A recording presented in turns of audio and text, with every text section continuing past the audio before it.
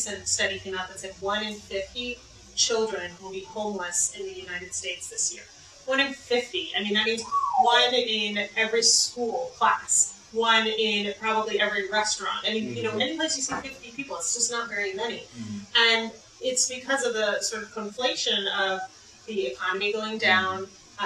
Family shelter beds are few and far between. There are a lot more for single individuals than for families. And so if you don't want to break up to enter the shelter system, you really are struggling to find beds that are specifically... I actually didn't realize that. I didn't realize it was much more difficult. Yeah. So, so there are just a lot of factors that are hard. The other thing is that family space, I think probably the biggest factor, is that most of us don't realize that it's such a big problem because we don't see families on the street. We don't see them panhandling. And so you think, well, then there aren't any. But the reason that is the case is because Child Protective Services will take your children if they see them out panhandling. And ideally because they're in school. Yeah, it makes sense. You know. So as a result, most families, in order to stay together, may not actually make it even into the shelter system. They may stay in really cheap hotels or try and crash on a friend's floor for as long as they can, and so they struggle actually even more.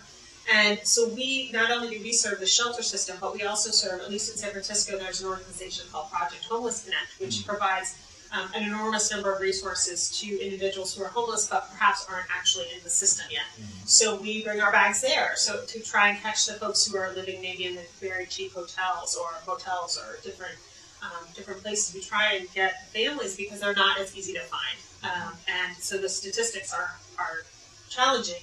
We try and contact schools to find out which children might need a little support. You know, they obviously it's not something folks are proud of, and so we try and get there. But it's an enormous problem. Almost all of the shelters we serve have waiting lists this year. Project Night Night, for the first time, has waiting lists for kids who need bags that we don't have product for. What we run out of, so of course we rely on volunteers, but once a volunteer distributes their night-night packages, let's say you take 10 to your local shelter, we don't just leave that shelter hanging. We commit to then filling that shelter's needs for forever. And so every, say, 3 months, when they have turnover, we'll send them more bags from our corporate offices. But we need product to do that. So what we are short of this year are new blankets, because those are by far the hardest thing for us to get. And so when we fundraise to buy blankets. We fundraise for things like that. I mean, we're very basic. We don't have big fancy office space. We have blankets.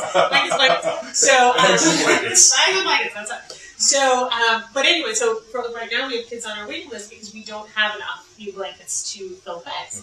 So, you know, as financial support comes in, or sometimes we have companies that will donate blankets to us, which we're incredibly grateful for, then we fill the bags, get those out to the shelters that are waiting. So we can keep a perpetual list, but that's something we've never faced before. We've always been able to satisfy the need. We always wanted extra stuff, but we hadn't had a time where we hadn't been able to meet the demand for our bags. And more shelters know about us, more shelters make requests. We probably get a new shelter request every week. And then obviously we serve 400 to 500 shelters already, so we try and keep up with that. So like I say, with the growth each year, you're getting more and more bags, but the actual need out there far exceeds it. I mean, I wish, 298,000 families, so you think there's probably 2 to 3 kids in each family, and we give out 25,000 bags, so we're not anywhere close. I mean, I'd like to say we were really close, but we're just not, and so we would love to be. I feel like it's possible. Well, it is, exactly. With enough involvement.